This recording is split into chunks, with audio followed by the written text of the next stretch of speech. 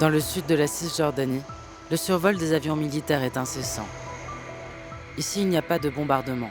Nous sommes dans une colonie israélienne avec les hommes chargés de la sécurité des lieux. Ils sont équipés par l'armée, mais ils n'appartiennent à aucun bataillon. C'est la milice de la colonie.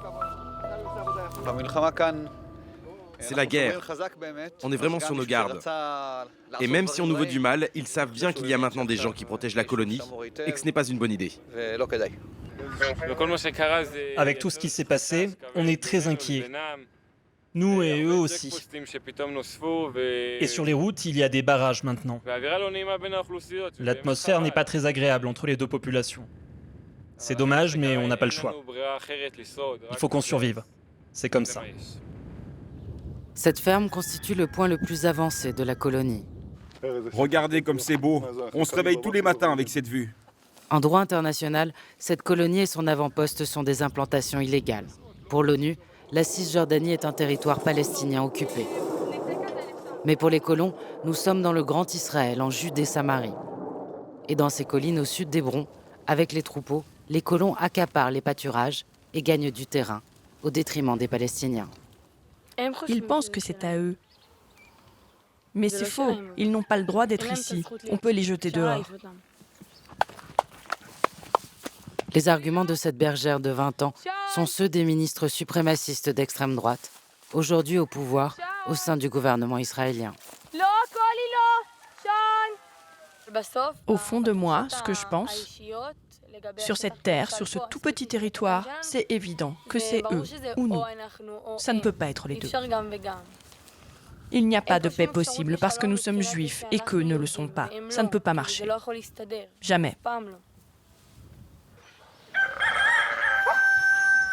Shabtai Koshlevski n'a que quelques heures à passer chez lui.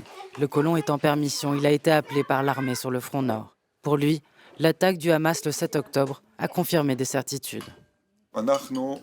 Nous, les colons, ici, en Judée-Samarie, on est menacés.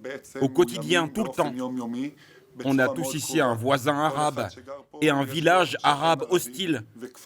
Que ce soit du Hamas, du djihad islamique ou de l'OLP, ils attendent tous une occasion pour tuer.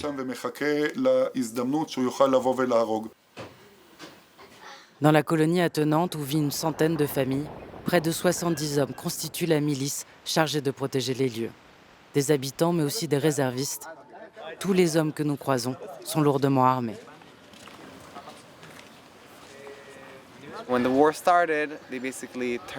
Quand la guerre a commencé, ils ont tout simplement fait de la colonie une mini-base militaire. On a rajouté des postes de garde à différents points de la colonie et on a un véhicule militaire qui patrouille à l'intérieur et à l'extérieur. S'il y a un problème dans le périmètre proche, on y va. Voilà notre boulot.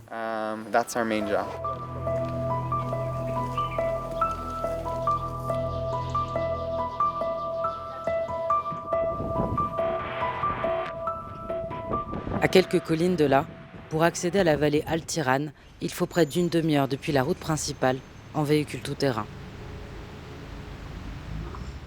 Le seul accès est quasiment impraticable, bloqué par les colons.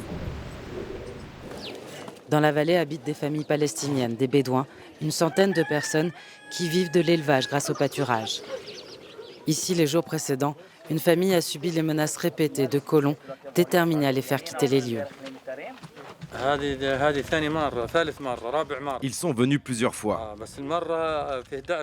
La quatrième fois, le 11 novembre, ils sont venus à 10h du matin et ils nous ont menacés. Ils ont mis les pistolets sur la tempe des enfants et ils nous ont dit qu'ils nous tueraient si on ne partait pas en 24 heures. Ils sont entrés comme ça avec leurs armes qui visaient la tête des enfants. Là, dans la maison. Les menaces viennent d'abord de 2 hommes, puis revient un groupe de 7 à 10 colons, masqués, armés de bâtons et d'armes de poing. Il y en a un qui tapait sur la porte comme ça. Là, il y avait les enfants. Les enfants dormaient ici. Il a dit « Partez, vous ne pouvez pas rester, vous avez 24 heures. » Les colons vident les réserves d'eau, puis s'en prennent aux véhicules. Vous leur avez dit quoi? Je leur ai dit qu'on ne pouvait pas partir en 24 heures. Et pourquoi on devrait partir? C'est à eux de partir, pas nous. On est propriétaires, on vit ici depuis 50 ans. Eux, ils viennent d'arriver. Pourquoi on part et eux restent? Les nouveaux arrivants, ce sont les colons de cette ferme qui surplombent la vallée depuis 2019. Sur la droite, les collines sont aussi devenues inaccessibles au pâturage pour les Bédouins. Elles ont été décrétées zones de tir par l'armée israélienne. Face aux colons et à l'armée, seuls quelques militants israéliens antisionistes viennent au secours de ces communautés bédouines, les plus isolées au sein de la société palestinienne en Cisjordanie.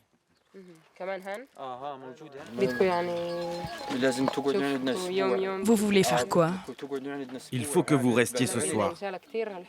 On va essayer de faire venir un groupe ce soir, mais c'est compliqué. C'est difficile en ce moment. C'est partout dans la région. Il faut des gens, mais on n'est pas très nombreux. Ils sont déterminés à nous faire partir, vraiment déterminés.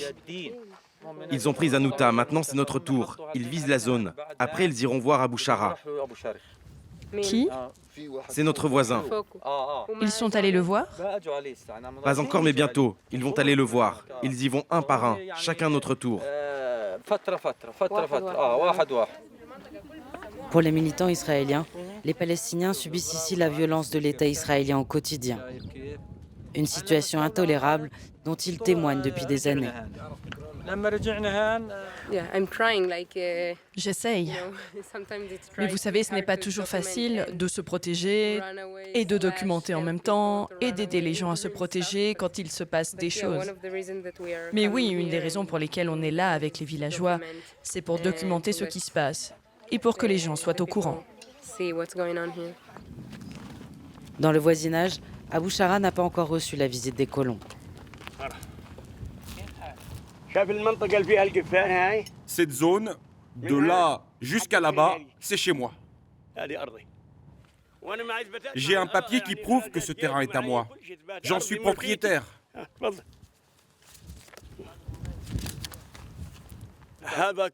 Ça, c'est un extrait d'état civil de l'administration israélienne.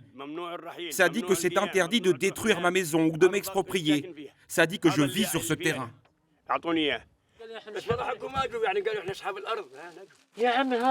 Le colon, il s'en fiche de ton papier, de qui est le propriétaire du terrain. Tout ce qu'il veut, c'est que tu t'en ailles, rien d'autre. Ce sont des milices, des gangs. Pourquoi le gouvernement ne les arrête pas? Tu parles de leur gouvernement, mais c'est leur gouvernement qui les arme et qui nous les envoie. Tu penses qu'ils ne savent pas ce qu'ils font? Tout le monde s'en fiche de nous. Même Abou Mazen qui dort tranquillement à Ramallah. Ils nous font toujours la leçon à nous dire « Ne partez pas, restez, tenez bon ».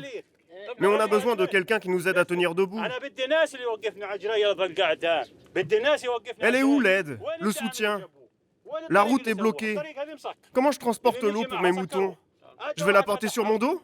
On se moque de nous. Si on nous soutient, on reste, mais sinon on s'en va.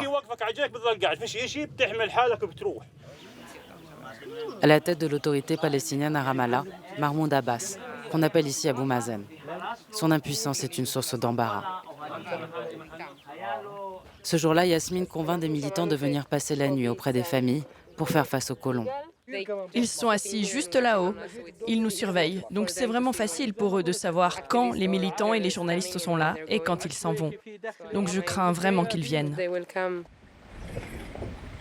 Une demi-heure plus tard, à la sortie de la route de la vallée, des colons armés attendent nos véhicules, provoquant la panique chez les passagers palestiniens. Très rapidement, à l'aide des vidéos et des réseaux sociaux, les militants israéliens identifient les miliciens, des colons de la ferme voisine.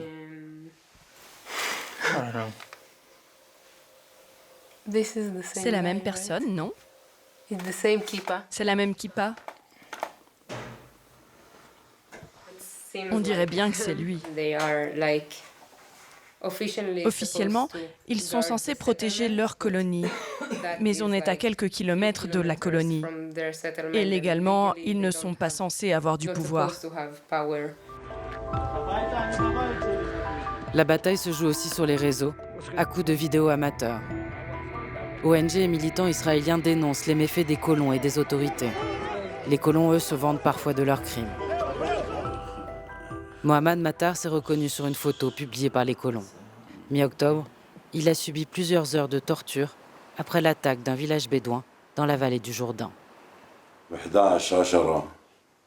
Le 11 octobre dernier, les colons ont publié sur les réseaux sociaux un message qui disait que le lendemain serait un jour de massacre et de purification dans la vallée d'Al-Sik.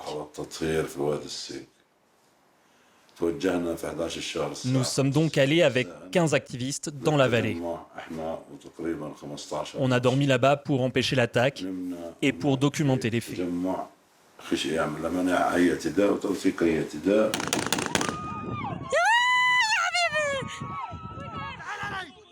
Dès le 7 octobre, les colons s'en sont pris aux Bédouins de la vallée d'Al-Sik. Face aux attaques et aux menaces de mort, les habitants, près de 200 personnes, ont quitté le village le 12 octobre. Cette fois-ci, c'est différent des autres fois. En août, ils nous ont harcelés et on a eu des problèmes. Il y a même des gens qui sont en prison depuis août. Mais ça n'a rien à voir avec le 7 et le 12.